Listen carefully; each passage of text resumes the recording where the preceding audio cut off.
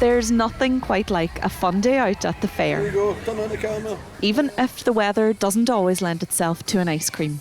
Being able to afford time here and everyday essentials is on everyone's minds. You just have to look at the current state of things just now. It's never been more expensive to basically be alive.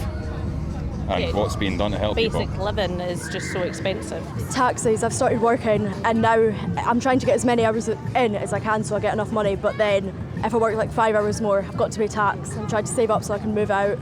This seat is a Labour power seat. Former Prime Minister Gordon Brown was the local MP here for decades. That is until the SNP took it in 2015. But now this notionally is a marginal seat, with Labour needing only a 3.4% swing to seize it back from the SNP. Hoping he scores another chance of representing this constituency, the Alba Party candidate. 5 years ago, he was elected as an independent. That's because he was suspended by the SNP before there was time to change his name on the ballot paper. Lots of people have said that they have every intention of continuing to vote for me. They're a bit annoyed that the SNP have decided to stand against me, given that they withdrew from the competition the last time.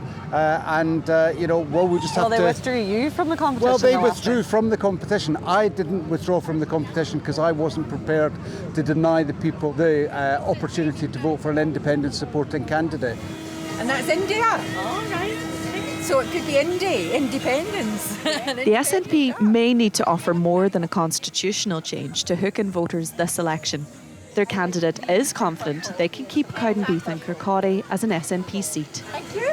I'm not concerned about the notional swing because Labour have parachuted a candidate in from London and that is definitely not going down well on the doors. So I feel that it's all to play for. It's 50-50 here definitely, and I am confident that I can win. Pouring cold water on those claims, Labour are keen to be seen as the main challenger to the SNP. I do difficult things and I fight really hard for the people that I represent, and if I'm elected as the local MP, that's what I want to do. Be a really hard-working constituency MP who stands up and fights for my constituents and flies the flag for Fife in Westminster as part of making sure that Scotland gets a really good deal out of what will hopefully be a Labour government. This former military man is knocking back any criticism of his party's record on the economy. People want politicians who are going to focus on their issues. Coming through COVID and coming through the war in Ukraine, it's been a challenge for everyone. I think now's the time to look forward.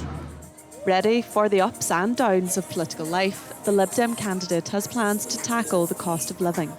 My mum volunteers with the food bank, and she loves volunteering there, but I'd love in the long term for her not to be needed, because I'd love for us to actually change the situation where people aren't having to rely on food banks.